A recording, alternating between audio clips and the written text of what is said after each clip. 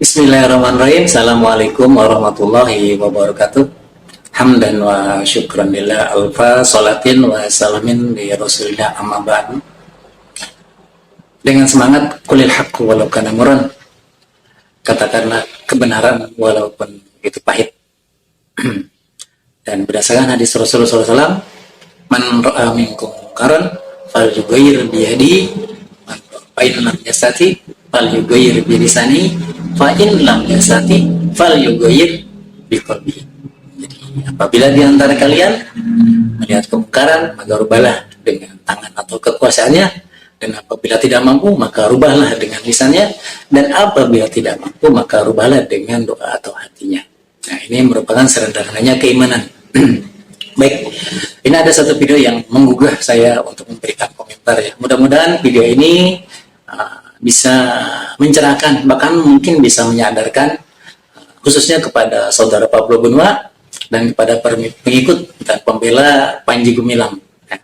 Jadi beliau, saya berikan apresiasi bahwa beliau ingin tersadarkan gitu kan, apabila beliau memang salah, memahami dan tentang tingkah laku dan pola yang dilakukan oleh Panji Gumilang. Ya, berikut ada video beliau yang menyatakan bahwa beliau ingin tersadarkan, ingin diberikan penjelasan mengapa Panji Gumilang dikatakan dilabeli sesat dan menyesatkan. Baik, kita saksikan dulu.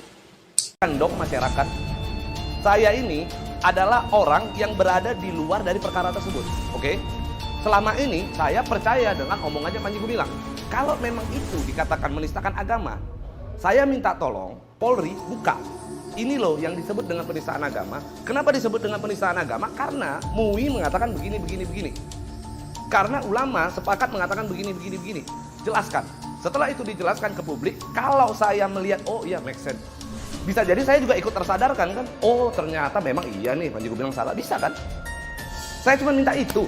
Kita nggak minta yang lain-lain. Tapi selama ini tidak dilakukan. Selalu liar, orang selalu berbicara bahwa Panji Gumilang menyebut Al-Quran adalah karangan manusia. Panji Gumilang menyebut Al-Quran adalah bukan ciptaan Allah. Itu saja sudah salah. Narasinya itu jelas sudah salah. Mbak boleh buka deh.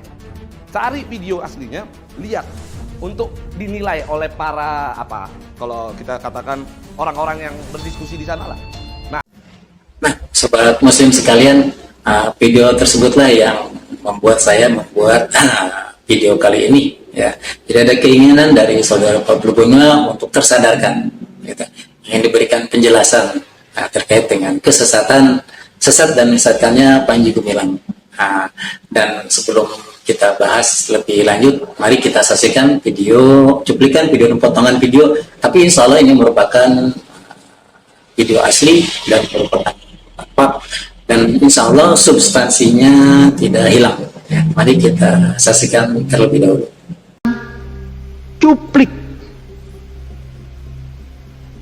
Kalau kita berpikir cuplik, melangkah sedikit haram, ke sini bid'ah, ke depan sedikit keluar dari ajaran Rasul.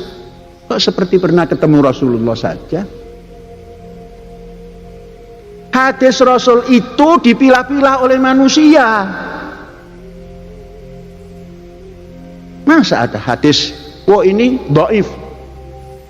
Masya Allah, Kanjeng Nabi didhaifkan. Oh ini mutawatir, disepakati. Muttafaqun alaih. Jadi tertakluk kepada pendapat orang. Yang orang itu kita belum paham. Imam Bukhari ada di Rusia. Begitu jauh. Belum ada IT. Nah, yang dikatakan hadis yang utuh itu ya hadis Rasul Shallallahu Alaihi Wasallam yang diterangkan di dalam Al-Quran. La yantiku anil hawa in huwa illa wahyun yuha. Jadi nutuknya daripada Rasulullah Shallallahu Alaihi Wasallam, dzalika huwa Al-Quran, ayat Al-Quran. Faqala Rasulullah fil Qur'anil Karim. Bagaimana videonya? Baik, kita coba bahas. Mudah-mudahan ini bisa mencerahkan dengan nawaitu bismillahirrahmanirrahim ya.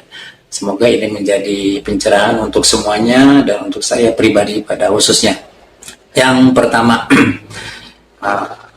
pada video, cuplikan video Panji Gumilang, dia mengatakan bahwa intinya beliau tidak percaya dengan hadis Rasulullah SAW yang diriwayatkan oleh para perawi hadis yang sudah masyhur ya, seperti Imam Bukhari, Imam Muslim, Imam Tirmidzi dan lain sebagainya ya. Ada 7 perawi hadis ya, kurang lebih ya, seperti itu.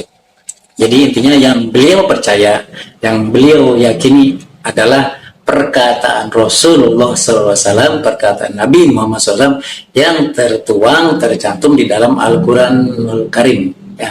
Nah, ini pun sudah salah, bahwa Al-Quran dan Al-Karim sebagai kesepakatan para ulama dan seluruhnya itu adalah bukan merupakan perkataan Rasulullah SAW, tapi merupakan wahyu Allah. Sekali lagi, wahyu Allah ya, perkataan Allah ya, yang diwahyukan melalui perantara malaikat Jibril kepada Nabi Muhammad SAW yang kemudian disampaikan kepada Nabi Muhammad. Nah, seperti itu.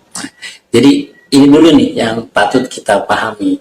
Nah, kembali kepada pernyataan Panji Gumilang bahwa beliau tidak mempercayai, berarti beliau mengingkari adanya hadis Rasulullah SAW atau sunnah Nabi. Sedangkan di dalam syariat Islam yang menjadi dasar hukum adalah Al-Quran dan sunnah. Sebagaimana sabda Rasulullah SAW, taraktu fikum amroni dan tadilu abadan ma in tamassaktum bihima kitabullah wa sunnatu Rasulullah.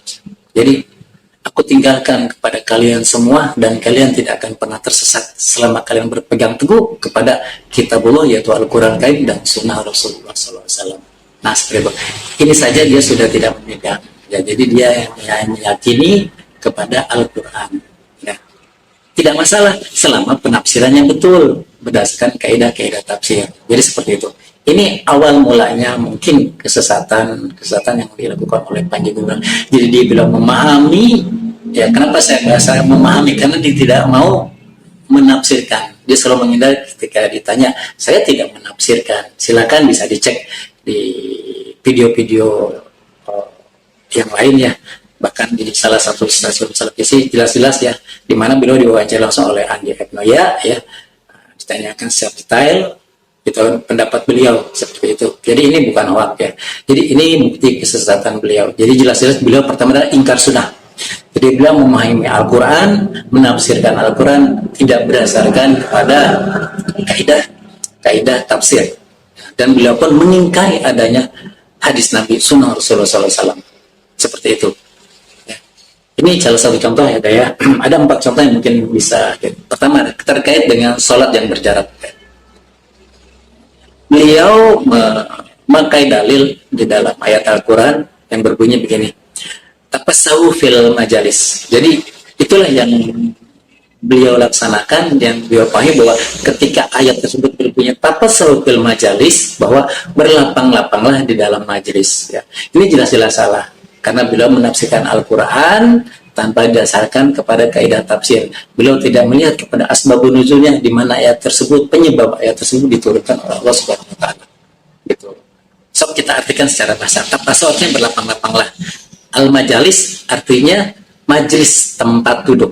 Asal katanya dari jalasa yajlisu jalasan, bahwa jalisun. Majlis adalah ismul makan, nama tempat. Jadi majlis ya, seperti tempat makan, makan ta'am. Tempat makan, mat'am ya. Seperti itu. Tempat sujud, sajadah yasjud sajdan, bahwa sajidun. Tempat sujud, masjid. Nah, apabila ayat tersebut berbunyi tapassahu fil masjid, kami pun tidak akan pernah menyalahkan kepada Panji Gumilang. Tapi kan bunyi ayat ini tapassahu fil majalis, ya, dimaknai masih ada tempat berkumpul, bukan tempat sholat, bukan tempat sujud. Itu yang pertama. Yang kedua terkait dengan Al-Quran kalam Rasul ya, itu jelas-jelas salah ya. Banyak dalil, banyak hadis ya, yang menyatakan bahwa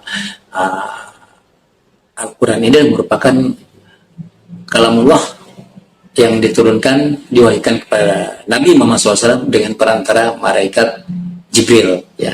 Ini tidak bisa kita bantah ya. Sekali, tidak ada perkataan Rasul di dalam Al-Quran. Beliau hanya menyampaikan ya wahyu yang disampaikan oleh malaikat Jibril dari Allah Subhanahu wa taala. Itu yang kedua. Yang ketiga, terkait dengan rencana beliau ingin melaksanakan khotib Jumat perempuan. Ini jelas-jelas sudah menyalahi syariat agama Islam ya. Jelas di dalam Quran banyak ar-rijalu qawwamuna 'alan nisa, bahwa laki itu adalah sebagai pemimpin perempuan ya. Banyak ayatlah seperti itu. Bahkan MUI telah mengeluarkan fatwa tentang khotib perempuan ini seperti itu. Jadi perempuannya untuk perempuan ya. Tidak bisa khotib perempuan untuk laki-laki. Tidak ada seperti itu. Nah, beliau menukil ayat al-mu'minina wal mu'minat wal qanitina wal qanitat. Ini katanya merupakan persamaan, merupakan itu salah total dan salah besar.